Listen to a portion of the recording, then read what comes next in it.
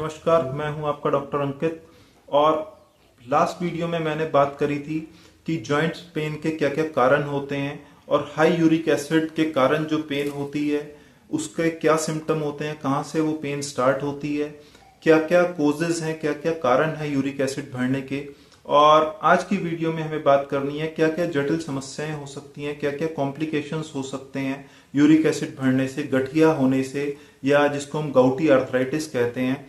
और इसके साथ साथ क्या हम इलाज ले सकते हैं, किस तरह से हम बढ़ा हुआ यूरिक एसिड कंट्रोल कर सकते हैं। तो सबसे पहले बात कर लेते हैं कॉम्प्लिकेशंस की, उन जटिल समस्याओं की जो हाई यूरिक एसिड के कारण हो सकती हैं।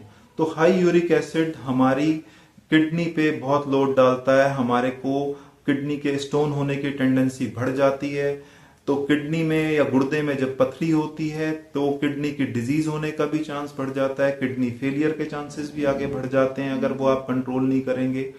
और उसके बाद हाई जब किडनी की प्रॉब्लम होती है इंसान को तो उसमें बीपी हाई होने के चांसेस भी हो जाते हैं। जब बीपी हाई होता है, हाइपरटेंशन होता है, तो वो हमारी बॉडी पे, हार्ट पे भी इफेक्ट डालता है। हमारे को दिल का दौरा होने का, हमारे को दिमाग का दौरा होने का मैं पहले से बात कर चुका हूं।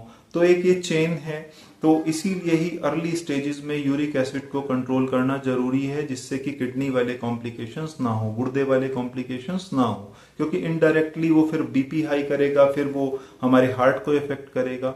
और दूसरा कॉम्प्लिकेशन अगर होता है तो वो हमारे जॉइंट्स में होता है, जिसको हम आर्थराइटिस कहते हैं। बढ़ा हुआ यूरिक एसिड क्या करता है, वो क्रिस्टल्स बना के, वो प्रेसिपिटेट्स बना के हमारे जॉइंट्स में डिपॉजिट हो जाता है। हड्डियों को तो इन्वॉल्व करता ही है, साथ में लिगामेंट्स को भी इन्वॉल्व करता है। लिगामेंट्स क्या चीज होती हैं? जो हमारी दो बोन्स को चीज जोड़ती है वो लिगामेंट होती है, जो दो हड्डियों को जोड़ती है। जैसे हमारी टांग में हड्डी है, घुटने में जो जुड़ी हुई हैं दोनों हड्डियां, तो वो लिगामेंट से जुड़ी हुई हैं।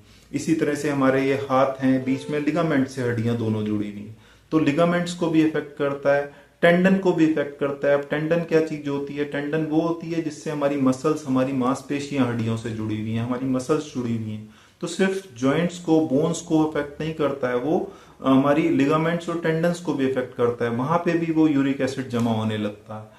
तो हमारे बॉडी में देखा जाए तो पूरी बॉडी में ये इफेक्ट हो गया, क्योंकि हमारी पूरी बॉडी में बोन है, पूरी बॉडी में लिगामेंट्स हैं, पूरी बॉडी में टेंडन है, और हमारी एसेंशियल ऑर्गन किडनी को भी इफेक्ट करता है। तो जटिल समस्याएं, कॉम्प्लिकेशंस मेजर हैं। इसीलिए इनिशियल स्टेजेस में यूरिक एसिड को कंट्रोल करना बहुत जरूरी है।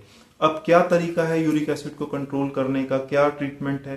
तो हम सब लोग बात करते हैं कि भाई प्रोटीन बंद कर दो।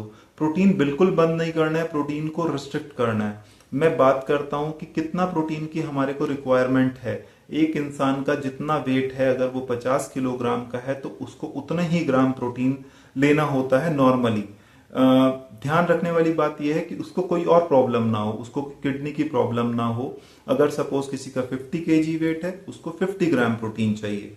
लेकिन अगर उसको कोई प्रॉब्लम है, जिस चीजों में प्रोटीन रिस्ट्रिक्शन की जरूरत है, तो प्रोटीन कम चाहिए। जैसे सपोज अलग अलग बीमारियों में अलग अलग लेवल का रिस्ट्रिक्शन होता है, लेकिन इतना कम रिस्ट्रिक्शन नहीं करना, इतना कम प्रोटीन नहीं करना जिसके कारण पेशेंट मलनरिश्ड हो जाए, उसको प्रोटीन की कमी ही हो जाए, उसका एल्ब्यूमिन कम आने लगे हम टेस्ट कराएं तो अगर सपोज आपको उस समय में, अगर आप 50 किलो के हैं, 50 ग्राम की जगह आप 30 ग्राम प्रोटीन लेना शुरू कर दीजिए एक दिन में, तो प्रोटीन रिस्ट्रिक्शन उसको कहते हैं। तो हमें प्रोटीन रिस्ट्रिक्ट करना है, थोड़ा सा प्रोटीन को रिड्यूस करना है। और इसके साथ साथ अगर आपको शराब पीने की आदत है तो आप शराब को बंद कर दीजिए। अगर आपको स्मोक करने की आदत है तो आप स्मोक को बंद कर दीजिए। सुट्टा मत मारो। स्मोक, शराब पीना और सुट्टे मारना हेल्थ के लिए अच्छा नहीं है। इसी के साथ अगर आप कुछ ड्रग्स लेते हैं, कुछ दवाई लेते हैं, जैसे मैंने बात करी थी कि कोई पेशाब वाली दवाई है बीपी कंट्रोल करने के लिए, जिनको हम डायरेटिक्स कहते हैं, थायराइड डायरेटिक्स होते हैं, उनसे यूरिक एसिड बढ़ता है, या फिर इम्यूनोसप्रेसेंट्स होते हैं, कोई ऐसी कोई भी दवाई आप ले रहे हैं जिसके कारण यूरिक एसिड बढ़ रहा है, तो एक बार अपने क्लिनिशियन से कंसल्ट करके उसको भी मॉडिफाई कर लीजिए, उसे भी चेंज कर लीजिए। इसके अलावा अगर आपको कोई प्री एग्जिस्टिंग पहले से ही कोई किडनी की डिजीज है तो उसका ट्रीटमेंट किसी नेफ्रोलॉजिस्ट से लीजिए, जिससे कि उसमें अगर यूरिक एसिड बढ़ भी रहा है तो वो जल्दी से दवाई ऐड कर दें, जिसकी कॉम्प्लिकेशंस तो एटलीस्ट ना हो। क्योंकि किडनी की डिजीज में यूरिक एसिड बढ़ता है और यूरिक एसिड बढ़ने से किडनी की डिजीज और ज्यादा बढ़ती है। तो ये दोनों मिलके एक दूसरे को अटैक करने का काम करते हैं। यूरिक एसिड किडनी को अटैक करता है, किडनी की डिजीज होने से यूरिक एसिड बढ़ने लगता है। तो कॉम्प्लिकेशंस बड़े मेजर हैं एंड हमारी लगभग पूरी बॉडी इन्वॉल्व होती है, इसलिए ट्रीटमेंट लेना जरूरी है। इस तरह से हमें कंट्रोल कर सकते हैं, और इसके बाद भी अगर कंट्रोल नहीं होता है, ये सब करने के बाद भी, तो हमारे पास दवाइयां हैं जो आजकल यूज होती हैं, जिसमें हम कहते हैं कि फेबुक्सोस्ट्रेट यूज करते हैं 40 mg एक बार रात को, और या फिर एलोप्यूरिनोल सॉल्ट यूज होते हैं। ये सॉल्ट यूज होते हैं, लेकिन आपको दवाई अपनी आप नहीं लेनी है। आपको हमेशा कोई एक्सपर्ट ओपिनियन, एक क्वालिफाइड डॉक्टर, एक अच्छा फिजिशियन का ओपिनियन लेना बहुत जरूरी है। हाँ, आप होम रेमेडीज वाले काम अपने आप कर सकते हैं, और आपको थोड़ा दवाइयों की बेसिक नॉलेज, अपनी मेडिकल नॉलेज, अपनी हेल्थ से रिलेटेड पता होना चाहिए, लेकिन अपने आप एक्सपेरिमेंटेशन करना ठीक नहीं है। तो आप इसी के साथ मेरे को लगता है कि चीजें समझ आई होंगी, इनको एग्जीक्यूट करना, अपनी हेल्थ का ध्यान रखिएगा। यूरिक एसिड को कंट्रोल करना बहुत जरूरी है, क्योंकि कॉम्प्लिकेशंस बड़े मेजर हैं।